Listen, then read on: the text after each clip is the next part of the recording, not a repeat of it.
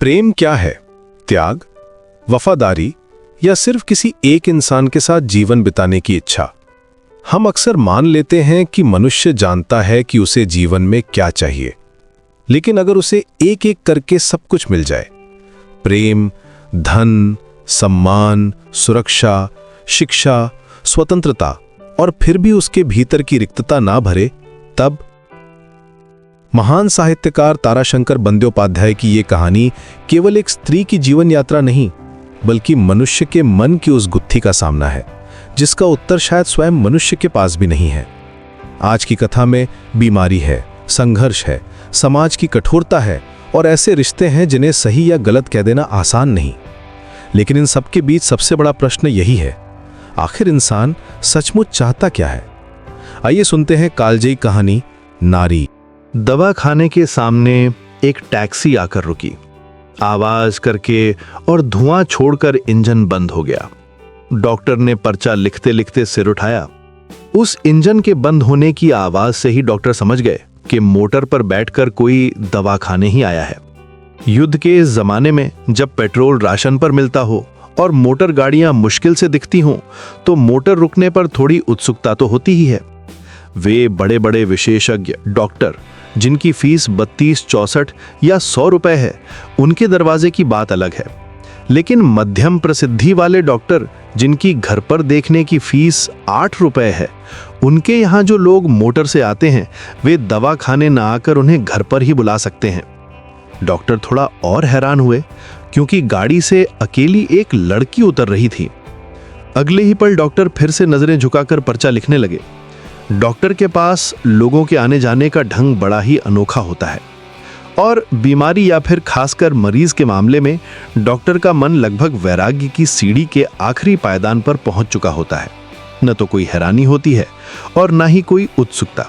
मरीज आता है, डॉक्टर देखते हैं, तापमान, दिल, फेफड़े, जीभ और पेट की जांच करते हैं, कुछ सवाल पूछते हैं, पर्चा लिखते हैं और क्या खाना है ये बता देते हैं। उसके बाद दूसरे से पूछते हैं, आपको क्या हुआ है?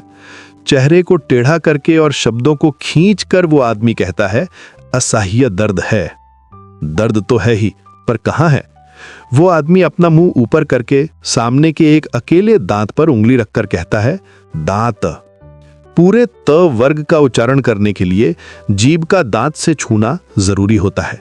इसलिए जीभ को तालू तक लाकर बड़ी सावधानी से वो द को ड और त को ट बोलकर काम चलाता है। डॉक्टर कहते हैं, किसी डेंटिस्ट के पास जाइए। फिर कहते हैं, उंगली से हिलाकर दिखाइए तो जरा। उंगली से दांत हिलाते हिलाते वो सज्जन आह ऊ कर उठते हैं। डॉक्टर कहते हैं, प्रफुल्ल, दांत निकालने वाला औजार देना तो जरा। वे सज्जन सहर उठते हैं, नहीं नहीं। तो फिर मेरे पास क्यों आए हैं? थोड़ा कोकीन लगा दीजिए। लगा रहा हूं, मुंह खोलिए थोड़ा और। हाँ, ऐसे हाथ मत लगाइए, हाथ हटाइए। बस हो गया। पानी से कुल्ला कर लीजिए। ये लीजिए, अपना दांत फेंक दीजिए। हाँ, तुम्हारा क्या है? क्या हुआ? पेट में बहुत दर्द है, दस्त हो रहा है बाबू, बुखार भी आया है। देखूं? उतारो, शरीर का कपड़ा उतारो। पेट दबाकर देखते हैं, नब्ज देखते हैं। दस्त के समय पेट में मरोड़ उठती है, आहों आता है। हाँ बाबू। खून आता है? हाँ बाबू, ताजा खून निकल रहा है। कितनी बार दस्त गए हो? 10-12 बार। थोड़ा सोचकर फिर कहता है, ज्यादा ही होगा बाबू। डॉक्टर पर्चा लिखते हैं, बहुत सावधानी से रहना, खराब बीमारी है, बैसिलरी पेचिस है, कोई भी सख्त चीज मत खाना, छेने का पानी, बार्ली और नारियल का पानी, बस यही खाना। आपका क्या है? वे सज्जन कहते हैं, अब परसों मैं अपनी बेटी को लेकर आया था ना, कमला। कौन सी लड़की बताइए तो? मेरी बेटी। हाँ, कौन सी लड़की? उम्र कितनी है? बीमारी क्या है? कमला नाम है लड़की का, 15-16 साल उम्र है, सीने में दर्द है और बुखार है। ओ, हुगली से बीमारी लेकर आई है। हाँ, क्या खबर है? अब कैसी है? कुछ कम नहीं हुआ है, बल्कि बुखार थोड़ा बढ़ ही गया था। कहाँ लाएं उसे? नहीं, आप कहे तो शाम को ले आऊंगा। ले आइएगा। आपकी बेटी को प्लूरसी हुई है, अच्छे इलाज की जरूरत है। कैल्शियम का इंजेक्शन देना पड़ेगा, वरना आगे चलकर हालत बिगड़ सकती है। हालत बिगड़ सकती है? हाँ, टीबी हो सकती है। वे सज्जन सन्न होकर खड़े रहते हैं। डॉक्टर दूसरे आदमी से कहते हैं, आपका क्या है? मेरे घर पर एक बार चलना होगा। 12 बजे के बाद कंपाउंडर के पास पता लिखवा दीजिए। ये तेरा क्या है रे? तुझे तो 100 तरह की बीमारियां हैं, दवा खा रहा है? जरा देखूं। ये इसी मोहल्ले का एक गरीब और बीमार आदमी है और शराब पी रहा है। जी नहीं। डॉक्टर ने आंखों की पलकें खींचकर देखी, लीवर दबाया, दर्द हो रहा है। उस आदमी ने रोता हुआ सा मुंह बनाकर भी कहा, जी पहले से कम है। दवा ले जा, लेकिन अगर शराब पिएगा तो तू बचेगा नहीं। डॉक्टर पर्चा लिखने लगे। ठीक इसी समय वो टैक्सी आकर रुकी। डॉक्टर ने एक बार नजर उठाकर देखा, एक लड़की उतरी, एकदम अकेली। हैरानी से एक पल के लिए डॉक्टर के माथे पर सवाल की कुछ लकीरें उभर आई, फिर उन्होंने अपना ध्यान पर्चे पे लगा लिया। लड़की ने आकर किसी जान पहचान वाले की तरह बेझिझक औरतों के लिए बनाए गए लकड़ी के हिस्से के अंदर जाकर बैठ गई। उस कम उम्र और लंबे कद की लड़की के आने से मरीजों की भीड़ भी थोड़ी उत्सुक हो गई, यहां तक कि उनमें थोड़ी सी खुशी भी छा गई। उसके हल्के हरे रंग की साड़ी की चमक से उनकी आंखों में भी एक चमक आ गई। डॉक्टर ने एक और आदमी से पूछा, आपका क्या है? उसने कहा, पहले उन महिला को देख लीजिए, टैक्सी खड़ी हुई है। डॉक्टर ने कहा, यही ठीक रहेगा। केबिन में घुसकर डॉक्टर ने पूछा, आपको क्या तकलीफ है? लड़की हंसी। डॉक्टर हैरान रह गए। लड़की की हंसी की वजह से नहीं, उसका चेहरा बहुत जाना पहचाना लग रहा था। लड़की के सुंदर चेहरे पर दोनों गालों पर ठीक एक ही जगह लगभग एक ही आकार के 2 तिल थे। बहुत ही पहचाना हुआ चेहरा था। लड़की बोली, आप पहले मरीजों को देख लीजिए, मुझे थोड़ा समय लगेगा। डॉक्टर हैरानी से लड़की की तरफ देखते ही रह गए। लड़की बोली, क्या आप मुझे पहचान नहीं पा रहे हैं? ठीक से याद नहीं आ रहा है। मैं आप नहीं हूं, मैं तुम हूं। जाइए पहले मरीजों को निपटा लीजिए। डॉक्टर बहुत हैरानी के साथ बाहर आ गए। कौन है? कौन है वो? मेरा हाथ देखिए डॉक्टर बाबू। डॉक्टर ने ख्याल झटक कर उसकी तरफ देखा। तुम्हें क्या हुआ है? हाथ पकड़ा। कौन? ओह, ऐसा कैसे हो सकता है? लड़की ने हंसते हुए कहा, क्या आप मुझे पहचान नहीं पाए? तुम कौन हो बताओ तो? जब देखकर ही नहीं पहचान पाए तो क्या नाम बताने से याद आ जाएगा? मुझे एक लड़की की याद आ रही है, लेकिन वो कैसे हो सकती है? वो तो। लड़की ने उठकर डॉक्टर को प्रणाम किया और बोली, मैं समझ रही हूं कि आपने मुझे पहचान लिया है, मैं वही हूं। निर्मला, तुम? उसकी बात बीच में ही काटते हुए निर्मला ने हंसकर कहा, तुम बची कैसे? वो जोर से हंस पड़ी, फिर बोली, मैं बच गई, नीमोथोरेक्स करवाकर बच गई। जादवपुर अस्पताल में 14 महीने तक बिस्तर पर पड़ी रही, उठने भी नहीं देते थे। बचने की भी एक अलग ही तकलीफ होती है। वो फिर हंस पड़ी। डॉक्टर का चेहरा एक सुकून भरी मुस्कान से खिल उठा। वाह, तुम्हें देखकर बहुत खुशी हुई, तुम्हारी सेहत भी बहुत अच्छी हो गई है। अब कोई तकलीफ तो नहीं है तुम्हें? आप देख लीजिए। डॉक्टर ने बहुत ध्यान से जांच की। नहीं, कुछ भी नहीं। फिर भी एक एक्सरे जरूर करवा लेना। आंचल के अंदर से एक बड़ा सा लिफाफा निकालकर लड़की ने दिया। देखिए, करवा लिया है। सिर का घूंघट थोड़ा और खींचकर वो हंसने लगी। फोटो देखते देखते डॉक्टर ने कहा, तो तुम्हें जादवपुर में ही बिस्तर मिल गया था? हाँ, मिल गया था। थोड़ा हंसकर उसने फिर कहा, फ्री बिस्तर नहीं, पैसे वाला बिस्तर। पैसे वाला बिस्तर? डॉक्टर हैरान हुए बिना न रह सके। उसमें तो फिर से डॉक्टर की बात काटते हुए वो बोली, उसमें तो बहुत खर्च होता है। लड़की फिर हंसी और फिर बोली, देख नहीं रहे हैं कि टैक्सी से आई हूं? मेरे कपड़े और गहने देखकर आप समझ नहीं पा रहे हैं कि अब मेरे वो दिन नहीं रहे? डॉक्टर थोड़ा झेपते हुए बोले, हाँ, मुझे बहुत खुशी हुई, बहुत ही खुशी हुई, लेकिन। डॉक्टर थोड़ा रुके, फिर बोले, रमंग तो अभी उसी फैक्ट्री में नौकरी कर रहा है, उसे देखकर तो ऐसा नहीं लगता कि उसने काफी पैसे कमा लिए हैं। लड़की बोली, डॉक्टर बाबू, लोग कहते हैं कि औरत के चरित्र और मर्द की किस्मत को तो देवता भी नहीं समझ पाते। मुझे तो औरत के चरित्र में ऐसा कुछ भी नहीं दिखता जो समझ में ना आए। दरअसल औरत की किस्मत समझना ही मुश्किल है। मर्द काम करके उसका फल पाते हैं और हम अपनी किस्मत से ही किसी मर्द के हाथ पड़ जाती हैं। असल में समझना मुश्किल है मर्द का चरित्र। डॉक्टर कुछ देर चुप रहे, फिर बोले, तुम्हें देखकर बहुत खुशी हुई, अच्छा तो आज अब तुम जाओ, मुझे कुछ मरीजों को देखने बाहर भी जाना है। लड़की बोली, आप भी अजीब इंसान हैं, मेरी बीमारी के इलाज की तो कोई बात ही नहीं हुई और कह रहे हैं कि तुम जाओ, तुम्हें फिर क्या बीमारी हो गई? लड़की ने एक कागज निकालकर डॉक्टर के हाथ में दे दिया। वो एक क्लिनिक की खून की जांच की रिपोर्ट थी। मरीज का नाम था निर्मला देवी। खून में सिफिलिस का जहर है, मात्रा 8-10। निर्मला बोली, मैं अब। वो थोड़ा रुकी, फिर हल्की सी मुस्कान के साथ बिना कांपे स्वर में बोली, मैं अब। थोड़ा रुककर बोली, अब मैं एक वेश्या हूं डॉक्टर बाबू। डॉक्टर अचानक लगे एक हल्के से झटके जैसी सिहरन को महसूस किए बिना ना रह सके।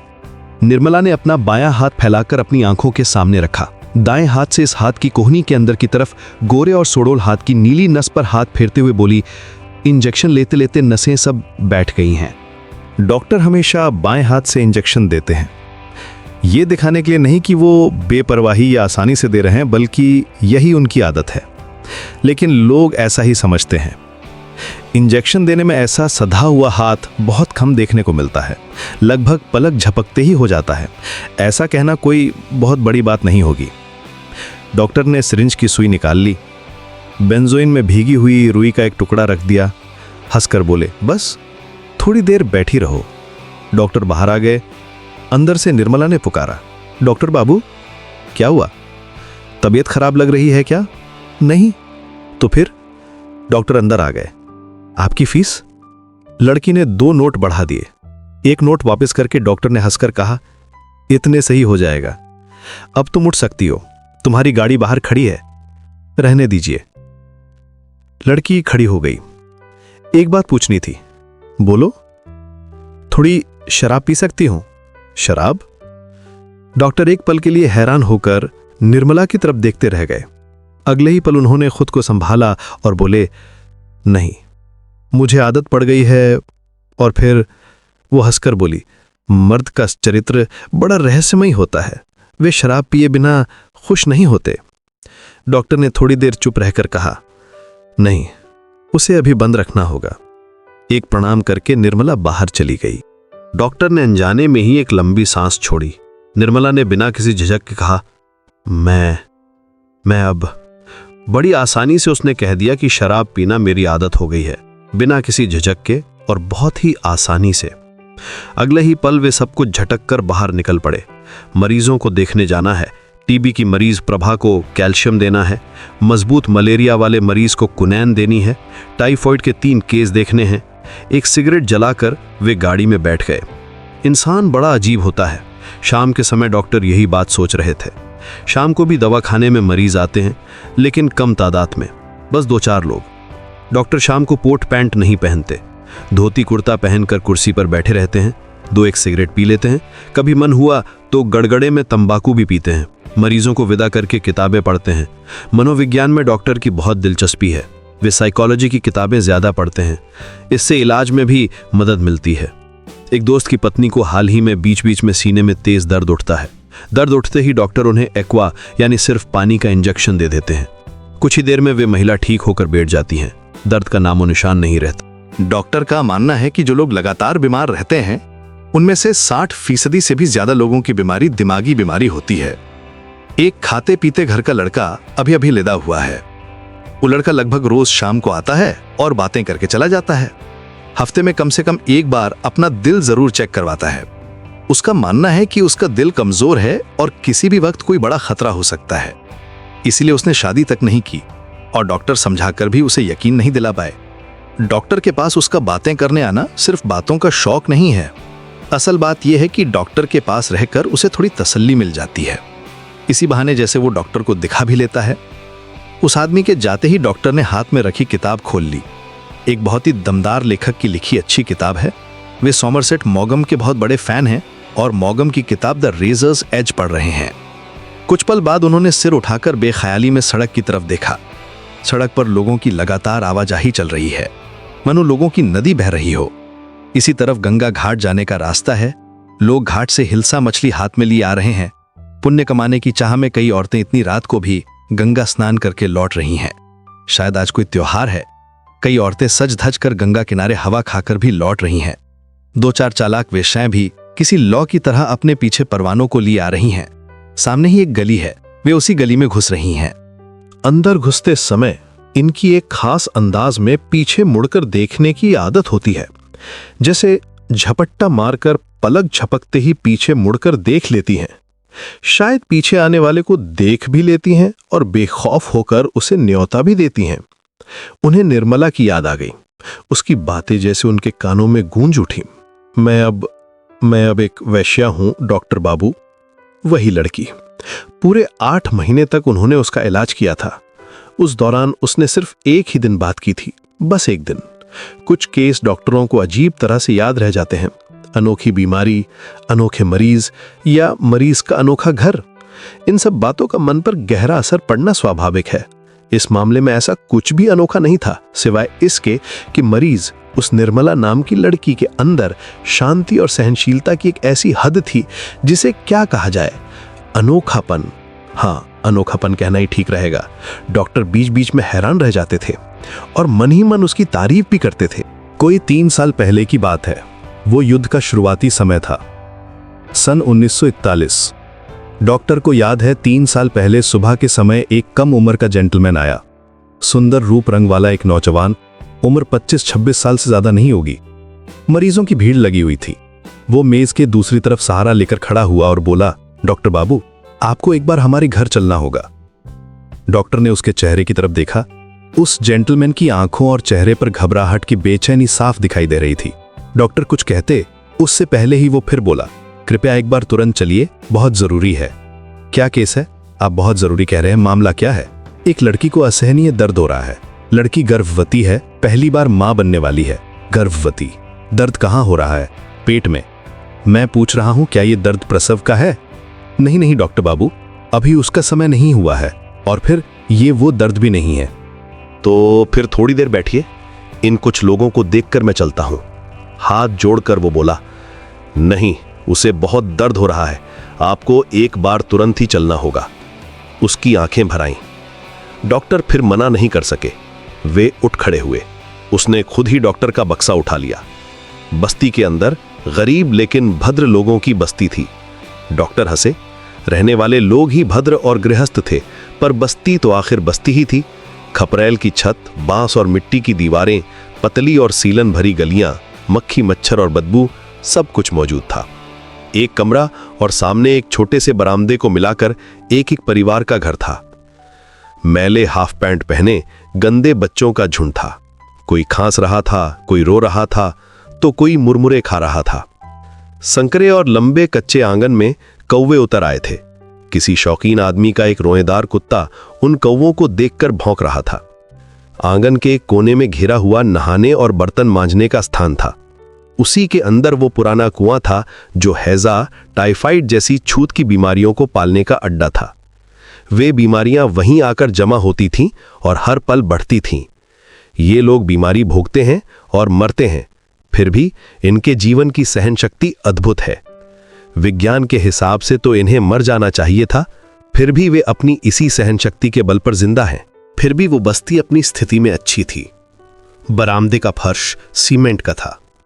सीमेंट में लाल रंग मिलाकर बस्ती के उन लोगों को जिनका कोई छिपा हुआ शौकीन मिजाज था, उनकी उस पसंद को लुभाने की कोशिश बस्ती के मालिक ने की थी। पतली और हल्की लकड़ी के वे ही पुराने दरवाजे थे, फिर भी शुरू में उन पर हरा रंग रंगा गया था। खिड़कियां भी आकार में थोड़ी बड़ी थीं, कोई 1.5 फुट लंबी। कुछ में लोहे की छड़ें लगी थीं तो कुछ में लकड़ी लगी थी। किसी ने खिड़की पर पर्दा भी लगाया था।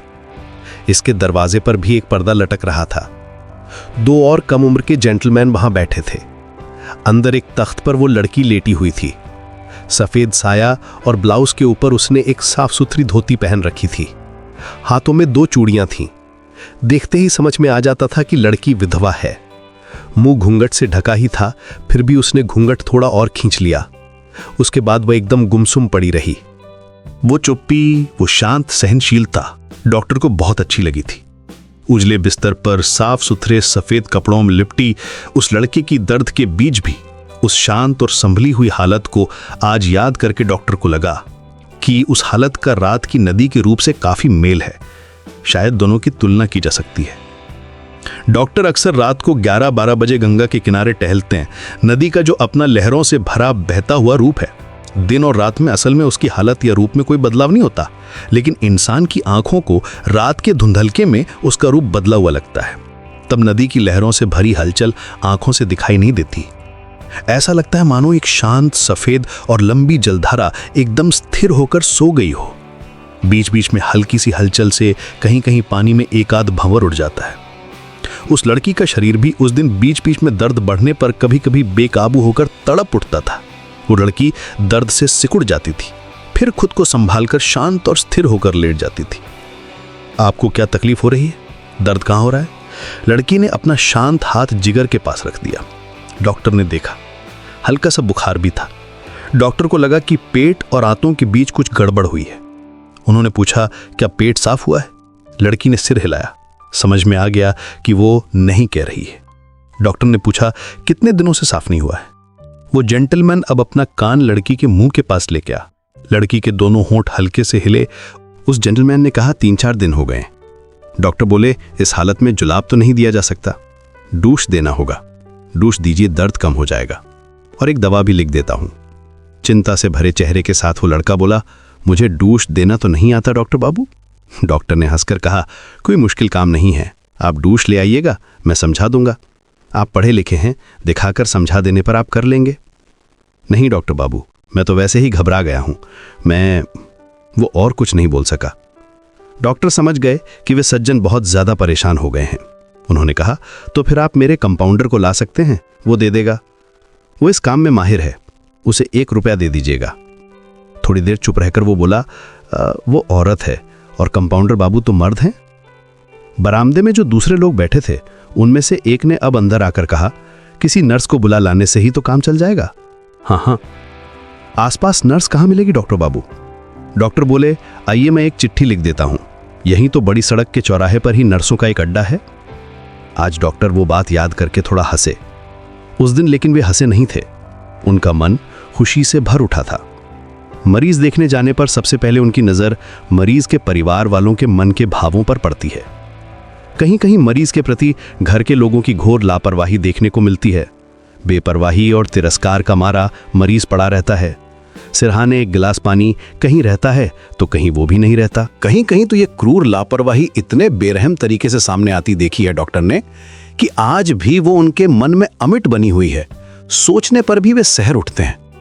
नौकरों के मामले में तो अक्सर ऐसा होता ही है, डॉक्टर उन्हें गिनते भी नहीं।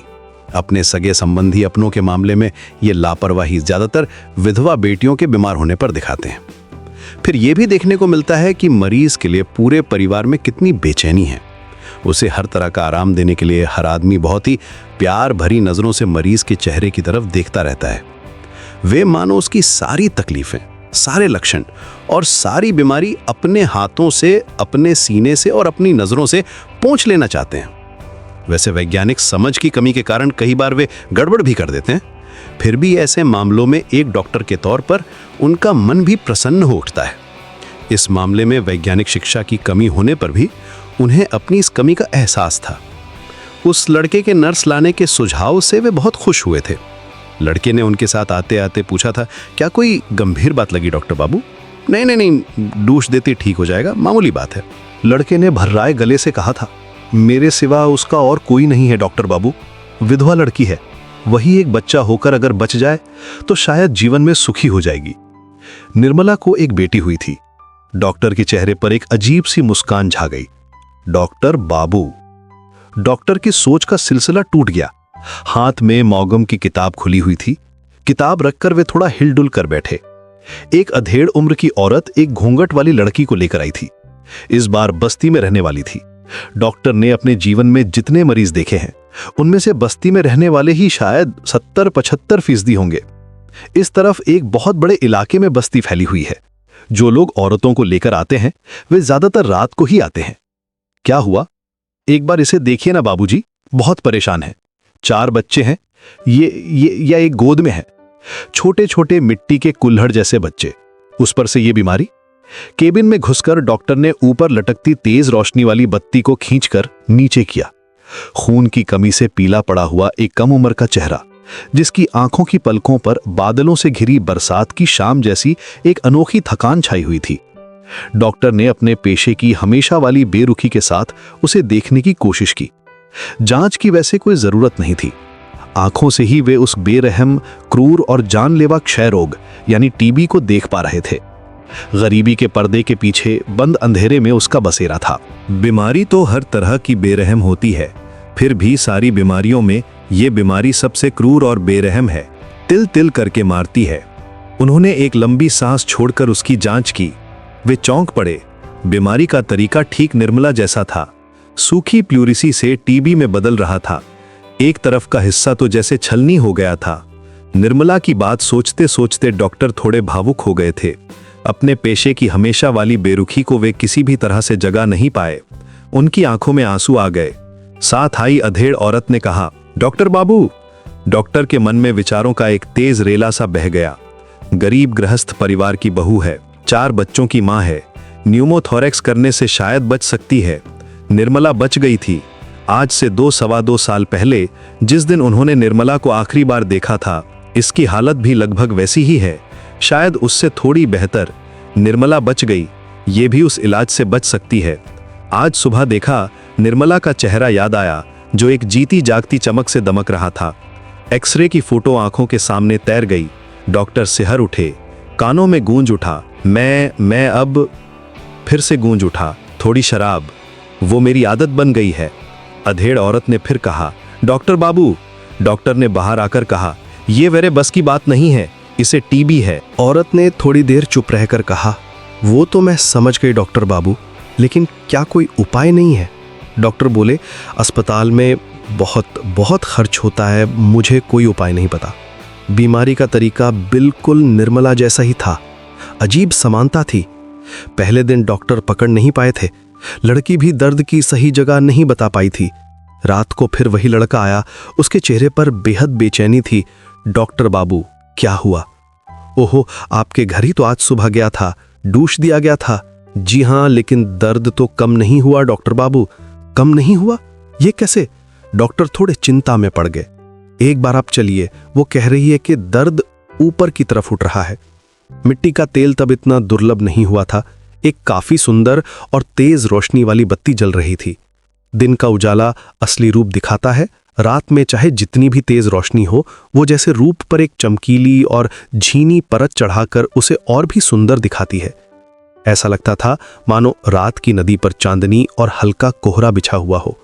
वो वैसे ही उजले और साफ सुथरे गौरव में लिपटी हुई, वैसे ही एकदम शांत लेटी हुई थी। अब उसने बताया कि दर्द लगभग कांख के नीचे हो रहा है। बुखार भी थोड़ा बढ़ गया था। डॉक्टर ने बहुत इत्मीनान से जांच की, काफी देर तक जांच की। इस बार प्लूरिसी पकड़ में आई। डॉक्टर बाबू, डॉक्टर बोले, प्लूरिसी हुई है, अच्छे इलाज की जरूरत है, कैल्शियम का इंजेक्शन देना होगा, अच्छे खाने की जरूरत है, जो भी जरूरी हो आप कीजिए। अब बताइए क्या खाना देना होगा, आज से ही इंजेक्शन शुरू कर दीजिए। लगभग बहुत बड़े पैमाने पर इलाज शुरू हुआ। डॉक्टर जाते थे, सिरहाने मेज पर देखते कि फल सजे हुए हैं, महंगी पेटेंट दवाइयां रखी हैं। लड़की एकदम गुमसुम लेटी रहती थी। चेहरे का थोड़ा सा हिस्सा ही दिखाई देता था। गाल पर एक तिल किसी काले रंग के फूल की तरह खिला रहता था। बहुत दिनों तक डॉक्टर यही समझते रहे कि उसके गाल पर एक ही तिल है। वो चुपचाप अपना हाथ आगे बढ़ा देती थी। डॉक्टर रबर की नली खींचकर उसकी बाह पर बांधते थे, इंजेक्शन देते थे। उसमें जरा सी भी हलचल या बेचैनी दिखाई नहीं देती थी। फायदा भी हुआ। बुखार एकदम कम हो गया। दर्द का भी अब पता नहीं चलता था। एक दिन उस लड़के ने पूछा, और कितने दिन लगेंगे डॉक्टर बाबू? इलाज तो अभी चलाना होगा, कम से कम प्रसव होने तक। लड़के ने एक लंबी सांस छोड़ी। डॉक्टर बोले, ये एक धोखेबाज बीमारी है, खासकर। उसकी बात बीच में ही काटते हुए लड़का बोला, देखने में तो लगता है कि ठीक हो गई है। हाँ, लेकिन कैल्शियम के इंजेक्शन की अभी भी जरूरत है। उसके बाद शायद 2 ही इंजेक्शन दिए थे, ऐसा याद आता है। इसके बाद उन्होंने फिर नहीं बुलाया। आखिरी दिन उसने कहा था, प्रसव का समय तो अब पास आ गया है डॉक्टर बाबू, प्रसव अस्पताल में ही होना ठीक रहेगा, आपका क्या ख्याल है? घर में कोई और औरत नहीं है, मैं काम पर जाता हूँ। डॉक्टर बोले, सबसे अच्छा रहेगा, मैं बल्कि अस्पताल के नाम एक चिट्ठी लिख दूंगा। उस लड़के की आंखों में कितनी कृतज्ञता झलक उठी थी। आज ही देंगे? समय से पहले ले जाकर भर्ती करा देना ही ठीक रहेगा, है ना? आइए। वो चिट्ठी ले गया। उसके बाद डॉक्टर को कोई खबर नहीं मिली। इंजेक्शन देने के तय दिन पर डॉक्टर ने इंतजार किया था। प्लूरेसी के पीछे छिपे क्षय रोग यानी टीबी का जो कंकाल जैसा नुकीले नाखूनों वाला हाथ लड़की की तरफ बढ़ रहा था, उसे उन्होंने हाथ खींचने पर मजबूर कर दिया था। वे अपनी आंखों से साफ देख सकते थे कि वो अपना हाथ सिकोड़कर पीछे हट रहा है। ऐसे मामलों में इस द्वंद्व युद्ध में जीतने का आनंद वे महसूस करते हैं। सिर्फ इतना ही नहीं, जिसे माध्यम बनाकर ये लड़ाई छिड़ती है, ऐसी जीत के बाद शरण में आया हुआ वो इंसान बहुत अच्छा लगने लगता है। सभी डॉक्टरों को लगता है जिस मरीज को वे बचाते हैं वो जैसे परम स्नेह के योग्य और बहुत ही अपना सा लगने लगता है। ये लड़की तो और भी अच्छी लगती थी। उजले कपड़ों की महिमा में शांत और सहनशील वो लड़की चांदनी रात की स्थिर नदी की तरह चुप और शांत थी। क्रूर और गुस्से से भरे क्षय रोग के सोखने वाले फंदे से उन्होंने ही उसे बचाया था। क्षय रोग की पकड़ ढीली पड़ गई थी और वो अब बिना किसी डर के कोमल मिट्टी के सीने से बहती जा रही थी। कई दिनों तक उसकी याद आई थी। एक बार सोचा था कि पता करेंगे, लेकिन काम में व्यस्त जीवन था। इस अभिशप्त और गुलाम देश के बीमारियों से जर्जर लोगों के बीच उन्हें इसकी फुर्सत नहीं मिली। डॉक्टर को एक बात याद आकर शर्म आई। जिस दिन उन्होंने पता करने का तय किया था, उस दिन लगभग उसी समय बीमा कंपनी का एजेंट आ गया था। वो 4 केस लेकर आया था। इसे पैसे का लालच तो नहीं कहेंगे, पर पैसे की जरूरत तो होती ही है। वे बीमा कंपनी के डॉक्टर थे, पता करना नहीं हो पाया। धीरे धीरे वे लगभग भूल ही गए थे। वैसे ही दुखी लोगों के बीमारी से भरे जीवन से रोज सामना होता रहता है। हर किसी का दुख देखकर लगता है कि इससे ज्यादा दुख और किसी का नहीं हो सकता। अपनी बेरुखी के कवच में दिल को ढककर डॉक्टर आगे बढ़ते रहते हैं। करीब 2 महीने बाद एक दिन अचानक वो कम उम्र का जेंटलमैन आया। ठीक पहले दिन की तरह मेज के दूसरी तरफ सहारा लेकर खड़ा हुआ। लगा जैसे वैसे ही बेचैनी से बेहाल हो। डॉक्टर ने उसे देखते ही पहचान लिया। साथ ही मन की आंखों के सामने तैर गया कि उजले बिस्तर पर साफ सुथरे सफेद कपड़े पहने एक शांत और गुमसुम लड़की लेटी हुई है। डॉक्टर ने पूछा, कहिए क्या खबर है? एक बार चलना होगा डॉक्टर बाबू। क्यों, लड़की कैसी है? ठीक नहीं है, कोई 20 दिन हुए प्रसव हुआ है। फिर से वही तकलीफ है। इस बार बुखार भी तेज है और दर्द भी ज्यादा है। डॉक्टर ने एक लंबी सांस छोड़ी। वजह, असर और अंजाम वे सब कुछ समझ गए। बोले, 20 दिन हुए हैं प्रसव हुआ है, तो प्रसव से पहले अचानक इलाज बंद क्यों कर दिया था? सिर झुकाकर वो लड़का मेज के कोने को नाखून से खुरचने लगा। थोड़ी देर बाद बोला, वो अच्छी तरह ठीक हो गई थी। 2-3 इंजेक्शन के दिन निकल गए, देखा कि ठीक ही है, सोचा कि बीमारी चली गई है। बात अधूरी सी रह गई। वो चुप हो गया। अपनी गलती मानने का ये भी एक तरीका होता है। डॉक्टर बोले, बहुत गलत किया आपने। मैंने तो आप लोगों से कहा था, बार बार समझाया था। थोड़ा रुककर बोले, आपकी लगन देखकर मुझे बहुत उम्मीद हुई थी। लड़का अब सिर उठाकर ऊपर छत की तरफ देखता रहा। डॉक्टर बोले, चलिए देखता हूं। डॉक्टर ने देखा, वही लड़की उसी तरह लेटी हुई है।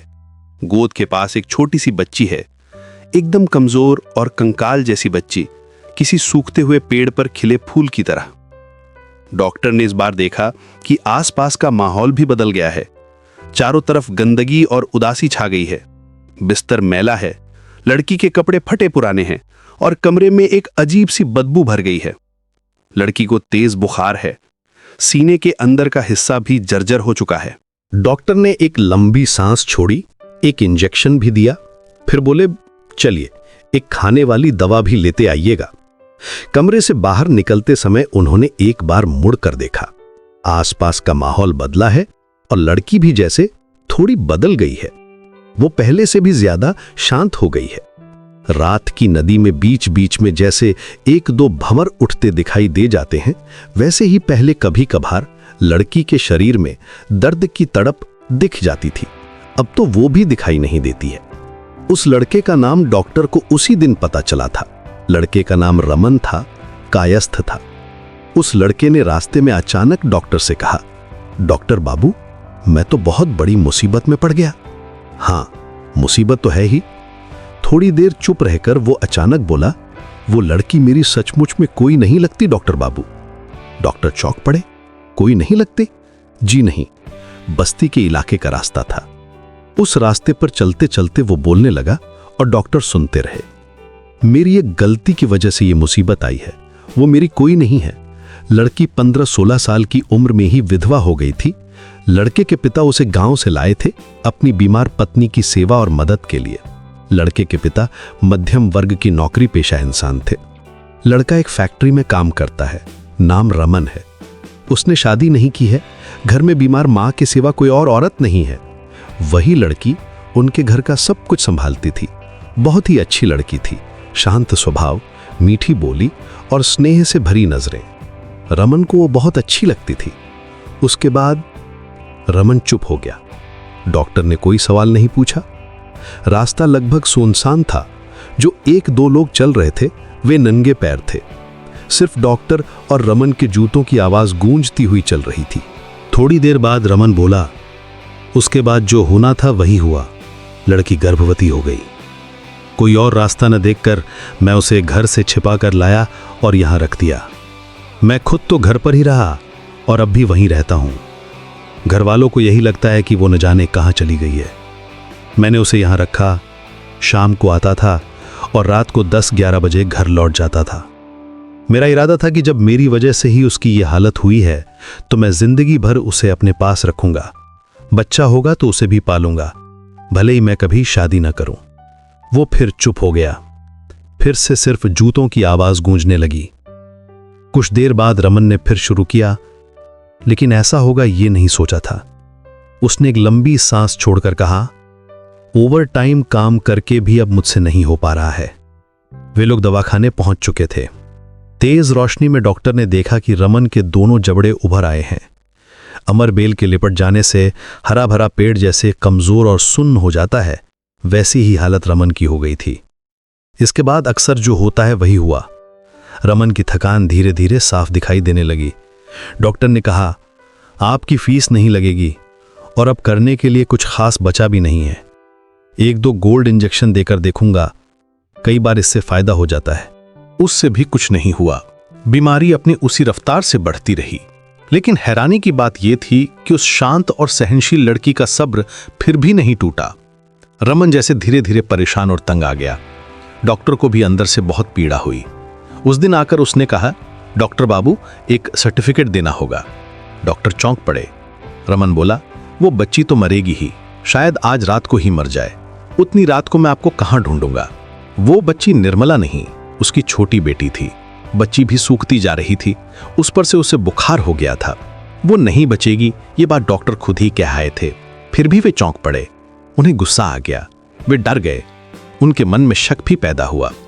रमन की आंखों में एक ऐसे इंसान की नजर दिख रही थी जो हर हद पार कर चुका हो। उन्होंने रूखे स्वर में कहा, नहीं, बच्ची 2 दिन बाद मर गई। दिन के समय ही मरी थी। उसके बाद एक दिन रमन आया, वो खुद बीमार पड़ गया था। उसे गुप्त रोग हो गया था। अपना इंजेक्शन लगवाकर वो कह गया, मैं तो काम पर जाऊंगा डॉक्टर बाबू, अगर आप कृपा करके एक बार उसे देखाएं। 2 दिनों से दर्द और बढ़ गया है, वो जैसे तड़प रही है। डॉक्टर गए। लड़की ने आज बात की। जिस दिन उसकी बच्ची मरी थी उस दिन भी डॉक्टर गए थे। लड़की उसी तरह पड़ी हुई थी, एकदम शांत और गुमसुम। उसकी हालत किसी सूखी और मृत नदी जैसी हो गई थी। गंदगी से उसका पूरा शरीर मैला हो रहा था, जैसे किसी रुकी हुई नदी का कीचड़ भरा पानी हो। वो जर्जर, कमजोर और शांत धारा वाली नदी अब सूखती जा रही थी। अचानक वो लड़की उठ बैठी। डॉक्टर ने डर कर कहा, उठो मत, उठो मत। उसने नहीं सुना। डॉक्टर के दोनों पैर पकड़कर वो रोते हुए बोली, डॉक्टर बाबू, आप मुझे बचाने की कोशिश क्यों कर रहे हैं? मेरे जीने से क्या फायदा है? इसमें मेरा फायदा है या इस दुनिया का कोई फायदा है? क्या आप समझ नहीं पा रहे हैं कि वो आदमी कितनी तकलीफ उठा रहा है?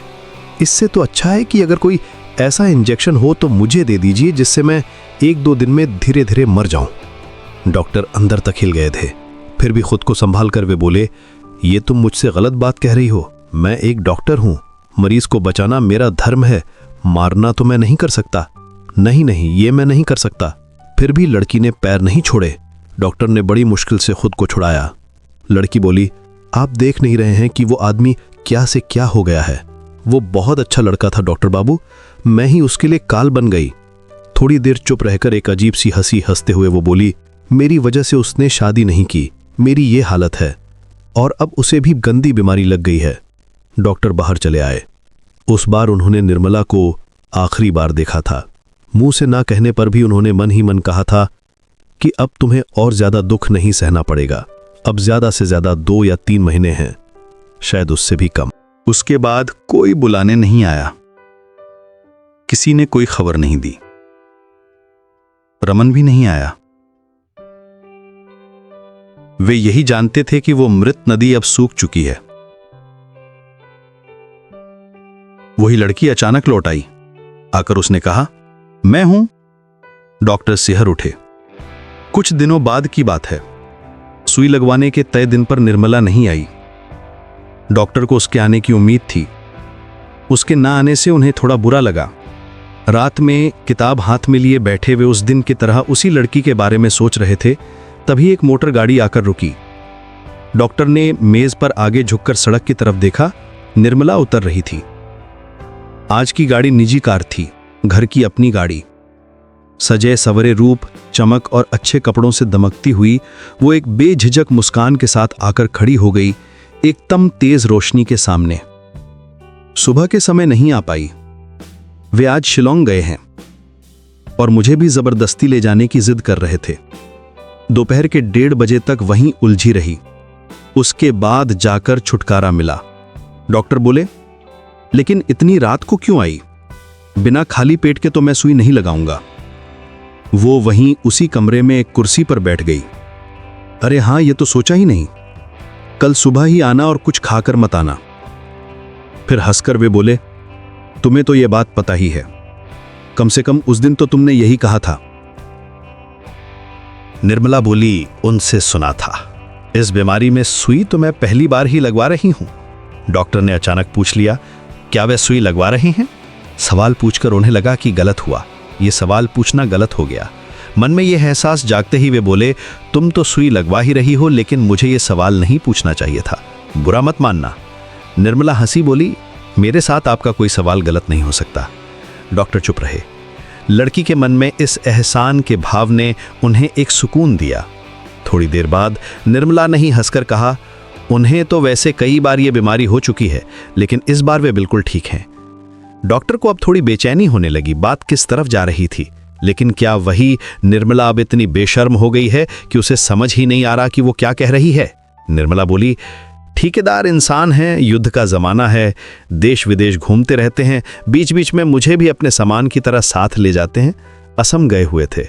वहां पर अपनी बात अधूरी छोड़कर वो बोली, डॉक्टर बाबू, वो आदमी पढ़ा लिखा है, मुझे बहुत कुछ सिखाया है उसने, बहुत कुछ जानता भी है, लेकिन बहुत ही भयानक शराबी है। उस दिन बताया था ना कि उसने मुझे भी शराब पीना सिखा दिया है। मैं ना पीऊं तो वो गुस्सा करता है। शराब पीकर उसे फिर कोई होश नहीं रहता। वहां पर वो थोड़ा हंसी, फिर बोली, वहां शराब पीकर अपने साथ 2 विदेशी साथियों को ले आया। आकर फिर शराब पी और मुझे भी पिलाई। फिर नशे की दरिया दिली में रात भर के लिए मुझे उन दोनों को तोहफे में दे दिया। कुछ दिनों बाद अचानक ये बीमारी सामने आ गई। मैंने उसे बताया तो सुनकर हंसने लगा। बोला, ये कुछ नहीं है, सुई लगवा लो। डॉक्टर के माथे पर चिंता की लकीरें उभर आईं। कुछ ही पलों में वे लकीरें फिर से मिट गईं। हल्की सी मुस्कान के साथ डॉक्टर ने कहा, यह तो बहुत अजीब बात है। अजीब? डॉक्टर बाबू, पहले दिन जिस दिन मैंने उसे देखा था, निर्मला आज भी सिहर उठी। वो बोली, उसी रात जिस दिन आपके पैर पकड़कर मैं रोई थी, उसी दिन धीरे से घर से बाहर निकल गई। रमन उस रात भी नहीं आया था। घर से निकल पड़ी ये सोच करके अब मर जाऊंगी। लेकिन जाती कहां? फांसी लगाने का मन नहीं हुआ, डर भी लगा। बहुत सोच समझकर तय किया कि जब रात थोड़ी और गहरा जाएगी तो गंगा के पानी में कूद पड़ूंगी। मौत भी हो जाएगी और गंगा में मरूंगी। बहुत पाप किए हैं, मरते समय चाहे जितनी तकलीफ हो, कम से कम ठंडे पानी में शरीर की जलन तो थोड़ी शांत होगी। निर्मला रुक गई। उसकी आंखें शून्य में ताकती हुई मानो कोई सपना देख रही थीं। ओह, वो कैसी रात थी और गंगा किनारे की वो कैसी जगह थी। एकदम सन्नाटा और डरावनी रात। आसपास कोई नहीं था, बस बीच बीच में गंगा का पानी कल कल करता हुआ मटमैला हो रहा था, भंवर खा रहा था। मरने तो आई थी, पर किनारे पर खड़े होकर डर लगने लगा। ऐसा डर लगा कि पूरा शरीर थर थर कांपने लगा। मैं वहीं बैठ गई। कुछ देर बाद लगा जैसे मेरे हाथ पैर सुन्न होते जा रहे हैं। शायद लुढ़कते लुढ़कते किसी भी समय गंगा के पानी में जा गिरूंगी। उस भयानक डर से उसने वापस लौटना चाहा। वह उठकर खड़ी नहीं हो पाई तो घुटनों के बल रेंगते हुए चलने लगी। पोर्ट रेलवे की पटरी से ठोकर खाकर वो औंधे मुंह गिर पड़ी।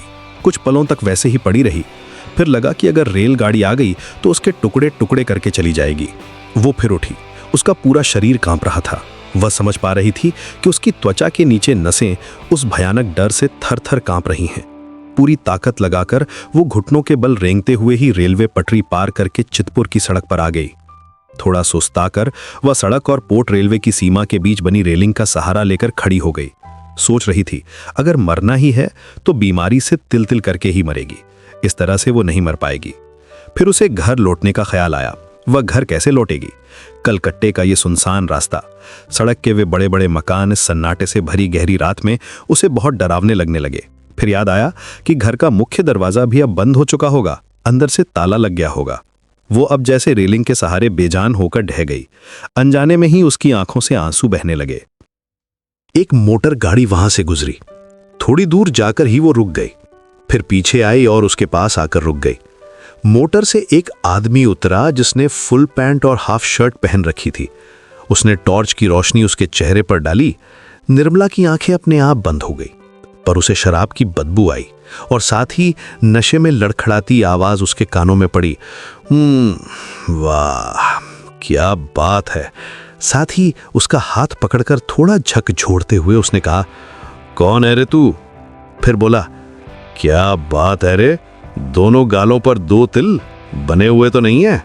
निर्मला ने महसूस किया कि उसने उंगली से उसके गाल रगड़े। फिर आवाज आई, नहीं बने हुए तो नहीं है। कौन है रे तू? कौन है तू? यहां इतनी रात को क्या कर रही है? रहती कहां है?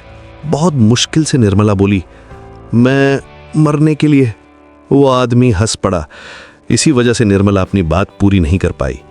फिर वो उसे खींचते हुए बोला, चल। थोड़ी बहुत रुकावट जितनी ताकत उसमें थी उसने डाली थी। उस आदमी ने झिड़क कर कहा, झिड़क कर खींचते धकेलते हुए उसने उसे गाड़ी में चढ़ा लिया। गाड़ी फिर से मोड़ ली। नहर का पुल पार करके गाड़ी दौड़ने लगी। वो उसे एक बागान वाले मकान में ले आया। सजा हुआ कमरा था। उसने उसे एक सोफे पर पटक दिया। कमरे की सारी बत्तियां जला दी। निर्मला ने घूंघट खींच लिया था।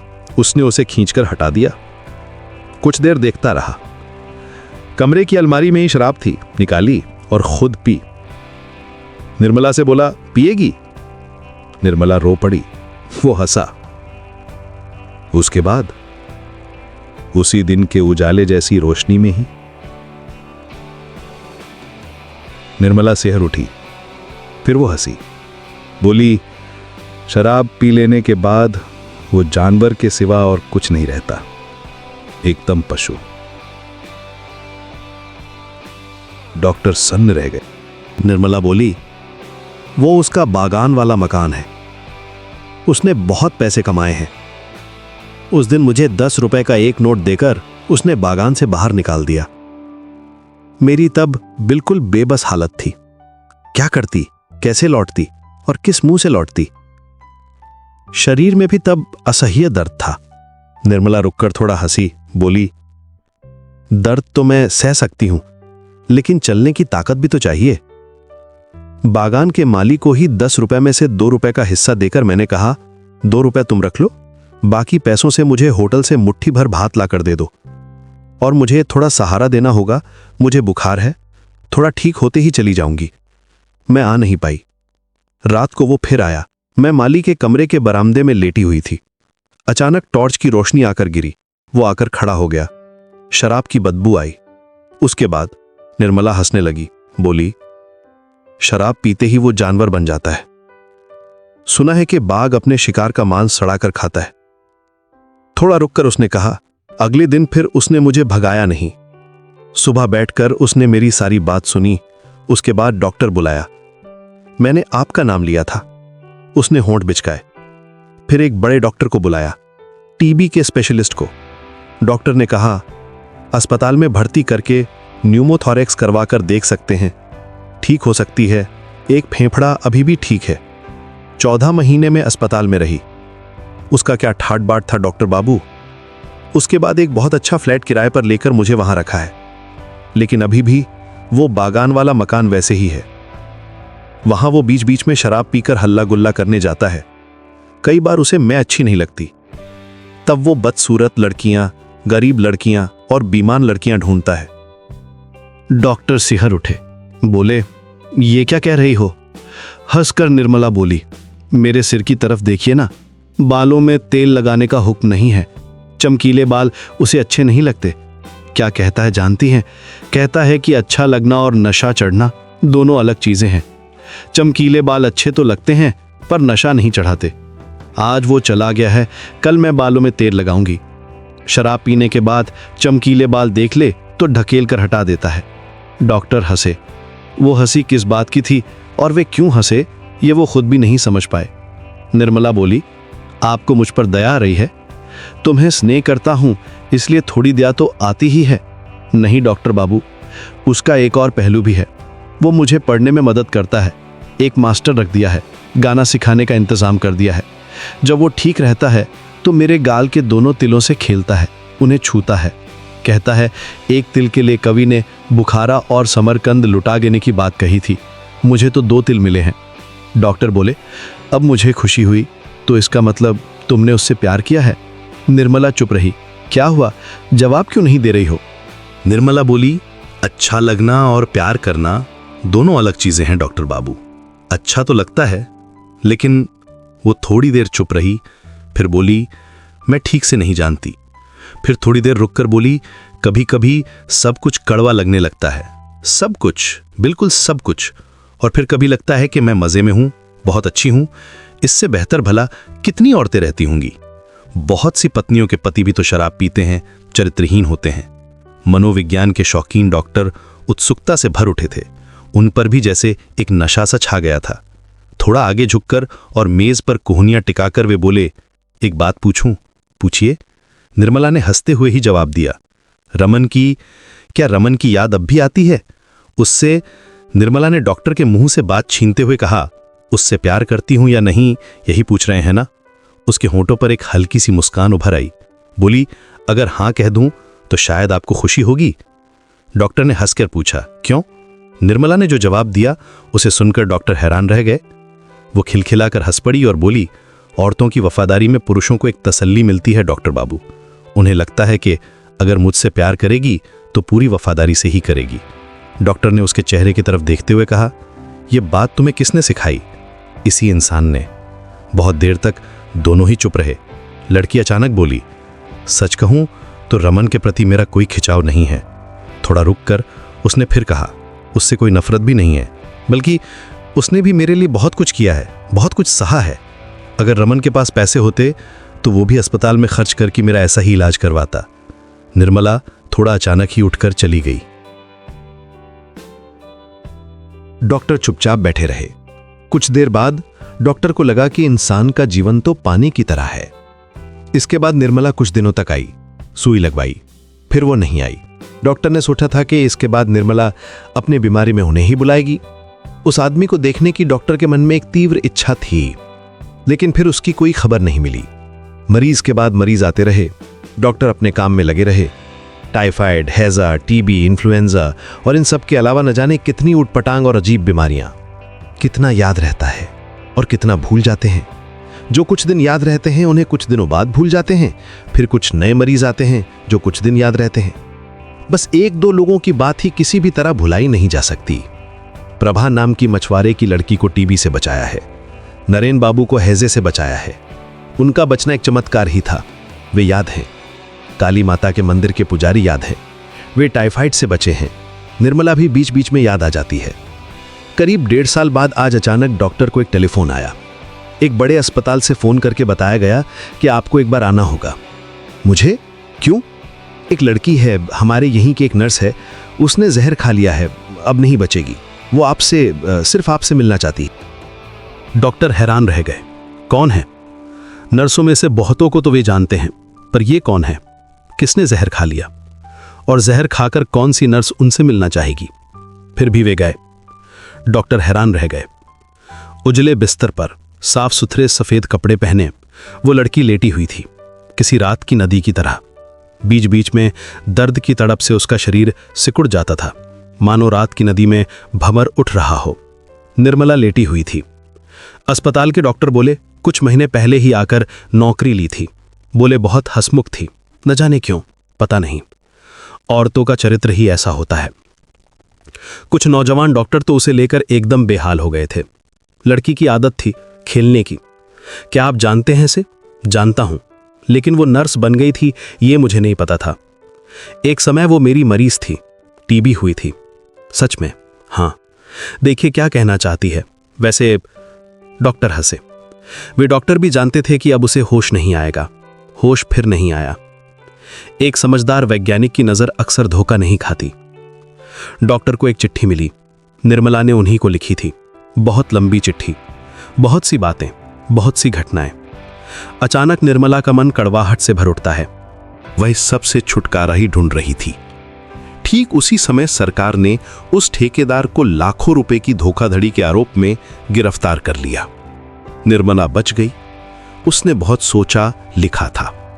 आपकी उस दिन की बात याद आई थी डॉक्टर बाबू। सोचकर देखा था कि रमन से प्यार करती हूं या नहीं। मेरे हाथ में तब बहुत पैसे थे। उन सज्जन ने मुझे गहनों और कपड़ों से बहुत कुछ दिया था। मैं आराम से रमन को लेकर सुख से रह सकती थी, लेकिन ठीक ही समझ गई थी कि उससे प्यार करके मैं सुखी नहीं रह पाऊंगी। एक बार सोचा था कि पैसे लेकर तीर्थ यात्रा और धर्म कर्म करूंगी। अच्छा नहीं लगा। एक बार सोचा था कि फिल्मों में उतरूंगी। लगभग तय भी कर लिया था, फिर उसे भी छोड़ दिया। उसके बाद नर्स का काम सीखने की इच्छा हुई। बहुत अच्छा लगा कि जैसी यही चाहती थी। इंसान जिंदगी में कुछ तो चाहता ही है। लगा था कि रमन का सहारा लेकर शुरू में जो नहीं मिला, उस आदमी का सहारा लेकर पैसों में, गहनों में, पढ़ाई में और गानों में जो नहीं मिला, अब इस नर्स के काम में वही मिलेगा। शुरू में ऐसा लगा भी था, मिला था। अपनी मेहनत से कमाकर उसी से अपना गुजारा करती थी। उन सज्जन के दिए पैसे बैंक में जमा रखे थे, हाथ नहीं लगाया, छूने की इच्छा ही नहीं होती थी। शायद आप कहेंगे कि औरत को एक मर्द की जरूरत होती है और इस मामले में तुमने वही गलती की थी। नहीं, नौजवान डॉक्टर मेरे चारों तरफ मंडराते रहते थे। शुरू में सब ठीक था, लगा था कि सब कुछ मिल गया है। फिर धीरे धीरे इसका रंग भी फीका पड़ गया और अच्छा नहीं लगा। सब कुछ बहुत ही कड़वा लगने लगा। कुछ दिनों से रात को फिर से शराब पीना शुरू कर दिया है। शराब में ही जहर मिलाकर पी लूंगी। जीकर क्या फायदा, अच्छा नहीं लग रहा है। क्या चाहती थी ये समझ नहीं पाई। शायद डॉक्टर बाबू, इंसान ये समझ ही नहीं पाता है। अचानक ही उसे मिल जाता है। मिल जाने पर ही समझ पाता है कि असल में वो क्या चाहता था। जहर खाने की सोच में ही बहुत आनंद आ रहा है डॉक्टर बाबू। फिर से लिखा है उसने, मेरे जो पैसे बैंक में हैं उनका ट्रस्टी आपको बनाया है। वकील सही समय पर आपको सूचना दे देगा। औरतों के किसी भी काम में लगा दीजिएगा। डॉक्टर सन्न होकर बैठे रहे। निर्मला क्या चाहती थी? परिवार और बच्चा, लेकिन किसी भी पुरुष का सहारा तो उसे अच्छा नहीं लगा। क्या चाहती थी? किसी और को चाहती थी क्या? डॉक्टर को अचानक बहुत गहरा दुख महसूस हुआ। शायद उन्हीं को, शायद श्रद्धा से ही। अचानक लगा कि निर्मला उनके कानों के पास खिलखिलाकर हंस रही है, कह रही है, पुरुषों को लगता है कि अगर मुझसे प्यार करेगी तो। डॉक्टर शर्मिंदा हो गए। कमला नाम की वो लड़की जो प्लूरिसी की मरीज थी, उसे लेकर उसका पिता आया। डॉक्टर उठकर बैठ गए। विजय, कैल्शियम लाओ। वाह, ये लड़की तो बहुत अच्छी तरह ठीक हो रही है। वाह। विजय देर बहुत करता है। डॉक्टर को बिना कोई काम किए ही बैठे रहना पड़ा।